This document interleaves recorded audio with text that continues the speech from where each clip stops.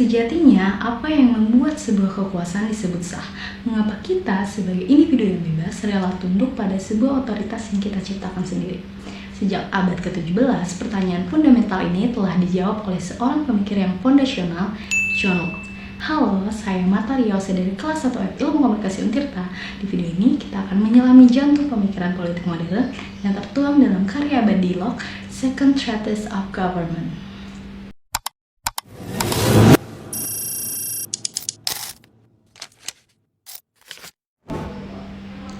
Bagi Locke, manusia dilahirkan dalam keadaan alamiah, sebuah kondisi yang murni, bebas, dan setara. Tidak ada yang memiliki kekuasaan alami atas orang lain. Dari kondisi ini lahir 3 hak kodrati yang inheren dan tak terpisahkan. Yang pertama, hak hidup, hak kebebasan, dan hak kepemilikan.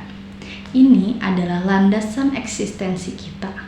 Namun, keadaan alamiah memiliki cacat fatal, yaitu ketiadaan hakim yang netral. Setiap orang menjadi hakim atas kasusnya sendiri. Bayangkan, jika nafsu pribadi dan kepentingan menunggangi keadilan, maka yang terjadi bukanlah ketertiban, melainkan ancaman permusuhan dan perang. Untuk melarikan diri dari ketidakpastian ini, individu-individu yang bebas secara logis bersatu. Mereka membentuk masyarakat politik melalui sebuah kontrak sosial.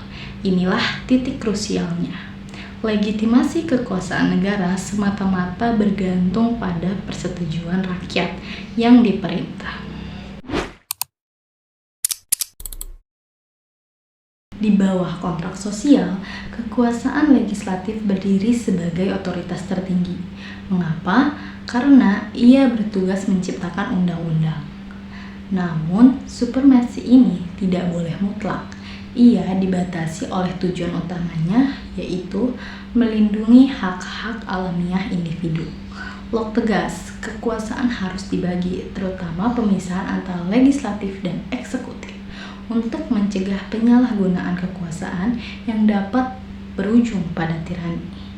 Tirani adalah kekuasaan yang beroperasi di luar batas hukum, melayani kepentingan pribadi dan bukan kesejahteraan publik.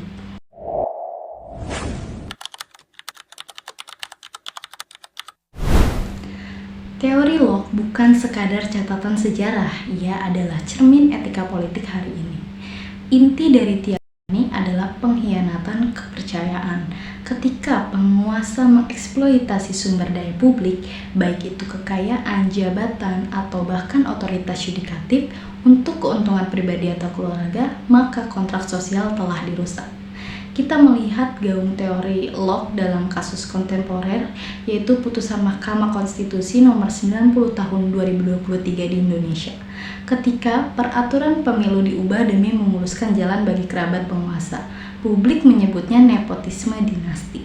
Secara Lockean, ini adalah contoh manipulasi kekuasaan untuk memengaruhi pemilihan dan undang-undang demi agenda pribadi, yang persis seperti yang Locke definisikan sebagai pelanggaran kepercayaan. Pemerintah yang telah mengkhianati kepercayaan sesungguhnya telah kehilangan legitimasi moral dan politiknya. Dan di titik itulah Locke memberikan kita pilihan terakhir, yaitu hak untuk menentang. Hak ini bukan untuk memicu kekacauan, melainkan untuk memulihkan perlindungan atas hak-hak dasar yang telah dilanggar. Pada akhirnya, Second Treatise of Government adalah pengingat abadi bahwa kekuasaan adalah hak istimewa dan bukan hak otomatis. Legitimasi bersemayam di tangan rakyat yang setiap 5 tahun sekali melalui pemilu memberikan atau menarik kembali mandat mereka. Selama penyimpangan dari prinsip ini masih ada, teori Locke akan terus berfungsi sebagai penerang etika politik kita. Dan jadilah individu yang sadar akan hak kodrati dan mandat politik kita. Dari saya,